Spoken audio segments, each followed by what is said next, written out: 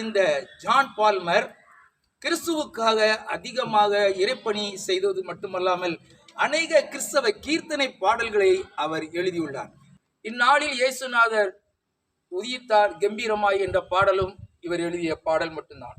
இயேசுவே கிருபாசனபதியே, இப்படி உந்தன் சுயமதியே, ஓசன்னா பாடுவோம் இயேசுவின் தாசரே, பாதகன் என் வினை தீரையா, இப்படி மிகவும் பிரபலமான பாடல்களை எழுதியவர் தான் இந்த ஜான் பால்மர். இவர் எழுதிய பெத்தலையில் பிறந்தவரை போற்றி துதி மனமே என்ற பாடல் இன்று வரை கிறிஸ்துமஸ் காலங்களில் அநேக ஆலயங்களில் பாடப்படுகிறது. அந்த பாடக்குழுவினர் பாடிக்கொண்டிருக்கிறார்கள்.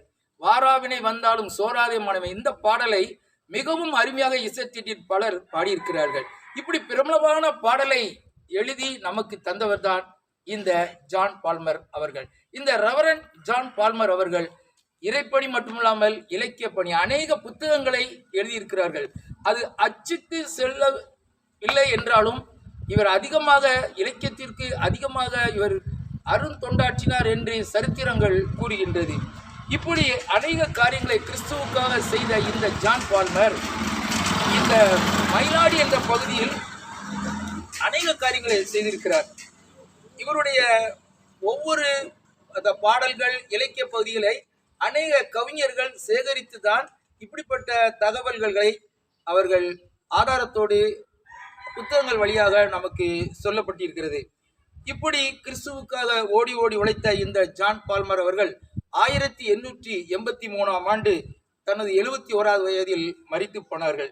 அதாவது ஏப்ரல் மாதம் 2ஆம் தேதி 1883ஆம் ஆண்டு இந்த ஜான் பால்மர் அவர்கள் மரித்து போனார்கள்.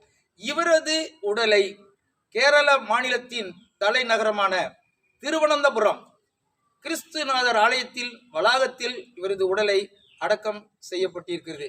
இன்று வரை நமது கிறிஸ்தவர்கள் மத்தியில் அதிக புகழ்பெற்ற பாடல்கள் அதிகமாக இருக்கிறது என்றால் பாகவதர் வேதநாயகம் சாஸ்திரியுடைய அடுத்த லெவலில் இருக்கக்கூடிய பாடல் இந்த ஜான் பால்மர் அவருடைய பாடல்கள் தான் கிறிஸ்தவ கீர்த்தனை பாடல் தொகுப்பில் இடம்பெற்றுள்ளது.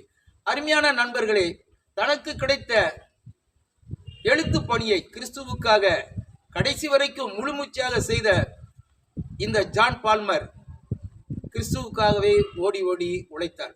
உங்களுக்கு கொடுக்கப்பட்ட தாளந்துகளை நீங்கள் உதைக்காமல் விதைத்துக் கொண்டிருங்கள். God bless you.